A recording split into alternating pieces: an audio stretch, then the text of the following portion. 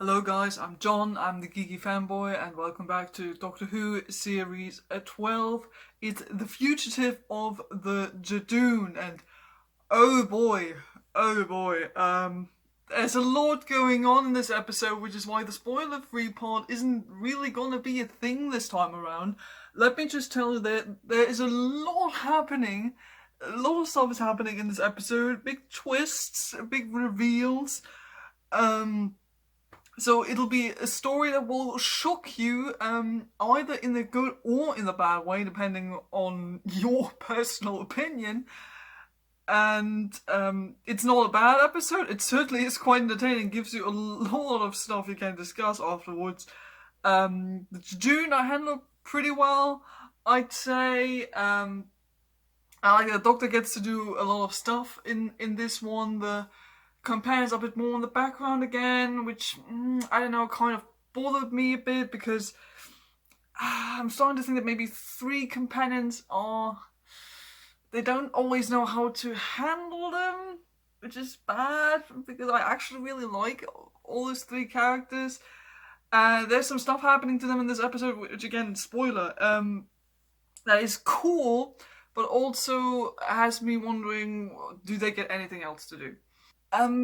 There isn't a whole lot else I can talk about in the spoiler-free part, so I'm going to jump into details for the episode, so if you haven't seen the episode yet, turn the video off now. Okay, there's a lot going on, in this. I honestly thought this was going to be a 2-parter, because with all the reveals starting to pile up by the end of this episode, I was like, how are they going to deal with this in just 45 minutes? And no, it turns out it's a single episode, something completely different happens in the next one, and I'm wondering how good of an idea that actually was.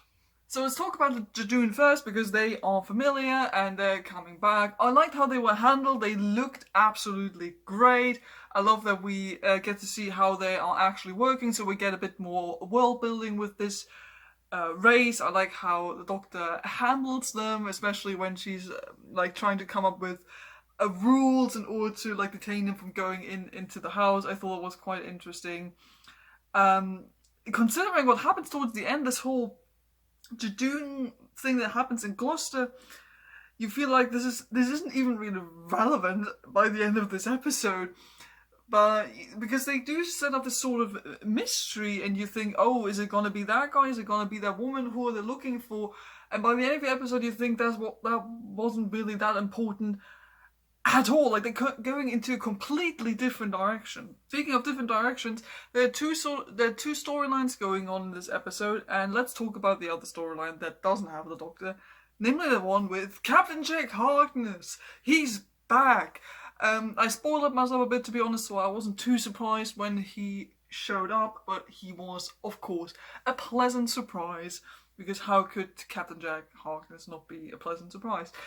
Though it should be said, while I was very happy to see him, and I love John Barrowman, and the way he plays his character, it's wonderful, like seeing him and his big grin and being all flirty and cheesy again. It's like, yes, I know this guy. He hasn't been around for a while, but I'm glad he's here now. The thing is, he doesn't really have a point of being in this episode apart from saying you have to deliver this important message to the Doctor about the Cybermen. That's all there is. There's no point in him being in this episode. He doesn't have anything to do with the Judoon, really. He doesn't have to do anything with Ruth, what we find out about her later. He's literally just there to be like, okay, I need to get this important message out to the Doctor, which he sort of manages by the end of this episode. So he picks up the companions one by one, and sure, it was cool seeing him interact with them, and obviously it was taking Graham for the Doctor and all that, which was a bit embarrassing, but also fun. It's sad that we never actually get to see him interact with the Doctor properly. We don't know, maybe he comes up again in a later episode. Would certainly be fun, because I would definitely like to see Captain Jack interact with Jodie Whittaker's Doctor, because I think that could be quite interesting, also because you saw how excited he got when he heard, oh, the Doctor's a woman now, gotta see that, so I hope that will still happen at some point. But yeah, apart from that, I was a bit sad how a bit dissatisfied with how this was handled, because it was like, yeah, cool, it's great, but why the hell are you here? Because they're just like, and suddenly there's Captain Jack Harkness. Why? We don't know. He just wants to tell the Doctor that there is a weird Cyberman thing that needs to be taken care of, and that's it. He's literally just in this episode so we know Cyberman stuff is going down. And he's in this episode a lot, especially in the first half, and you're wondering, why do we need all of the screen time? Like, I like looking at him, but story-wise, we don't need that much. So yeah, this is one of the first setups we have. We have a Cyberman problem that apparently needs to be taken care of at some point, but that is pushed aside for now because we have this whole problem with Ruth going on this episode. And oh boy, let me tell you, my reactions to the last 10-15 minutes of this episode were not always positive. I thought, oh cool, interesting, she has like a sort of secret identity, I like this as a concept, is interesting. But as soon as they got to the lighthouse and she breaks the glass and the stuff comes out, I was like, oh no, this is a Time Lord thing, like the chameleon stuff thingy the Tenant Doctor did back in Series 3. I was like, is that a good idea, introducing a Time Lord thing now, in the second half of this episode, out of nowhere? I was already going like, no, I'm not sure if I'm liking where this is going. And it gets, quote-unquote, even worse, because, like, the Doctor finds a grave at the beach and starts digging, and she discovers the TARDIS buried in the sand. And when the shot of the TARDIS appeared, I was like, no, that is not what is happening right now. I was like, you've got to be kidding me, you're not doing that. You're not doing that. But apparently they are doing that, because only a couple of minutes later, Ruth turns up in a, I got to admit, pretty cool outfit with a gun, and it's like, yeah, I'm the Doctor, and this is my TARDIS. And I was like, no.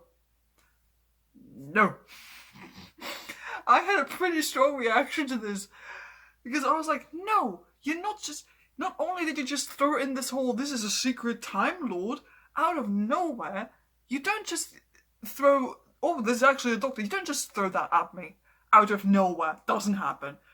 Because this has zero establishing, and it's just, because it's personal, because we know the Doctor, and then suddenly you throw this random person that we don't even really know anything about, and then it's like, oh, this is actually the Doctor, and I'm like, no, you can't, no, how's this supposed to work? I mean, there are some theories as to how this might work. Gonna talk about that in a couple of minutes. But I don't know, I'm not sure if I hate it, but I'm also pretty sure that I don't love it. So I'm still not sure how I'm taking this whole thing, because, again, by the end of this episode, the story is finished, but we're left with Ruth apparently being a version of the Doctor with her own TARDIS. Like, what the hell does that mean? Like, we see them going to the Judoon ship or whatever that was, where that other woman is, who was working together with the Judoon, and she turns out to be Time Lord as well, but she doesn't know about the destruction of Gallifrey. And I'm like, why are you suddenly throwing Time Lord stuff in there? Because Time Lord things are always like a big issue in Doctor Who. When we're talking about Time Lords and Gallifrey and the Doctor and their incarnations, this is always a big thing. You don't just randomly throw this in there in the second half of an episode, because you're like, what the hell is going on? And the thing is, we don't know if this Ruth, if she really is the Doctor, what kind of version of the Doctor she is, because they don't recognise each other. So Jodie's Doctor would know if Ruth was one of her past incarnations, but she doesn't recognise her, and Ruth also doesn't recognise the Doctor, so Ruth can't be a future version, and she can't be a past version of the Doctor.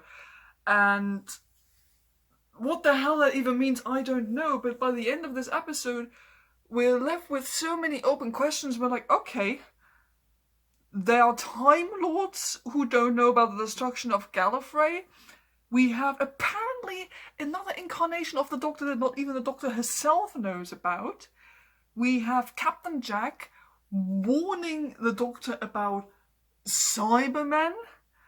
And we have all the other things that are still going on ever since before that episode, like the Timeless Child, why did the Master destroy Gallifrey, where is the Master, who even is this particular Master? Like, I'm a bit scared that this series maybe opens up too many things, or opens up too many storylines it can't really handle properly, because I do like some of those aspects. Like, I'm interested in this new Master. I want to know why Gallifrey got destroyed. What was the secret behind it? What's the Timeless Child? I want to find out about that. But now we have so many other important things at the top of those that I'm worried that the show might not know how to handle all of those things in a satisfying way. As to who Ruth as a Doctor could be, I have no idea, because, I mean, she can't apparently be the Doctor we know, because Jodie Whittaker's Doctor doesn't recognise her. So, I don't know, is she like a very, very, very early version, even before the first Doctor, and like she's so old that Jodie Whittaker's Doctor doesn't even recognise her anymore? I hope that's not the case, because, you know, I like the way that we started off with the first Doctor in the 60s, and that's the first Doctor we know, and that is Doctor number 1. So I don't want anyone throwing in there, oh, that's actually not the first Doctor, so we can do whatever we like. No, we can't do that. The other idea would be that this is... the Valiard has been thrown around as well, that this might be the Valiard, and we don't even really know what the Valiard is. Even in Classic Who, they weren't really that specific about who this particular version of the Doctor could be. I mean, they sort of say this is the Doctor's dark side, and what comes up between the Doctor's 12th and final incarnation, but, you know, it's also sort of parallel version to the Doctor, which is another idea. Like, this could be a whole parallel universe sort of thing, that this is the Doctor but from a parallel universe, that Ruth is maybe Jodie Whittaker's Doctor but in another timeline, which could also mean that the new Master we saw at the beginning of the series is also a Master from another dimension. Could be, but then why are they suddenly able to just appear in our normal timeline? Because I would think that parallel universes are usually quite a big thing, and you don't just turn up in a normal universe and have crossovers, because you would think that's dangerous, because wibbly wobbly timey-wimey stuff. As you can tell, I'm still quite conflicted about this, because I don't know how to feel about this. Like, I'm never really a fan of when Doctor Who suddenly throws in like those big kind of things and act like they're all casual. Like I said, you don't in Doctor Who usually you don't just throw in things like, oh, Time Lords, Gallifrey, new incarnation of the Doctor. Like, it also said in the end credits, introducing, and the actress's name, I'm sorry I don't remember the name, introducing her as the Doctor, and I'm like, oh, okay, so this is apparently the Doctor? I don't know. It's just, we don't know anything about her, and now this episode is just over, and we have only seen a bit of her, and we are not able to connect with her as a person, or even as the Doctor. So now the question would be, is she going to turn up again? I mean, must happen, because I can't imagine Jodie Whittaker's Doctor just being like, okay, well, yeah, that just happened, not gonna think about that anymore. Because we already see that at the beginning of the episode, she is looking for the Master, and she tries to find out what happens to Gallifrey. This must have something to do with that as well. So I hope this gets explained in a satisfying manner, because I'm still not really happy with this whole idea this episode tried to do. It isn't like a bad episode per se. It's very well made, it's very well written. The Judoon look great, there's a lot of action, there's a lot of interesting stuff going on here. It's just the question of how do you see this person here? How do you like this as a viewer, as a Whovian? And personally, I'm not really warming up to this.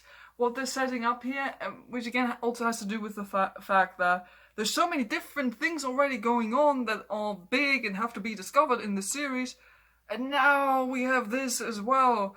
I just hope that by the end of the series, everything gets explained, that we get to find out who Ruth is, who the Master is, what the hell Captain Jack Harkness is doing. Would be kind of stupid if Captain Jack only was in this series for this one cameo, because while it was nice, it was also a bit useless, because he's literally in this entire episode for 20 minutes only to deliver one bit of information. Okay, so that's it for this review. There isn't really much else I can tell you, but I bet there's a lot of stuff you guys can tell me, so do tell me down in the comments below what you thought of this episode, what you make of this whole Ruth, Doctor, parallel universes, whatever sort of thing. Do tell me down in the comments below. I would love to hear from you and discuss theories. I hope you enjoyed this little review. Don't forget to like and subscribe if you haven't done already, and I'll see you guys next time.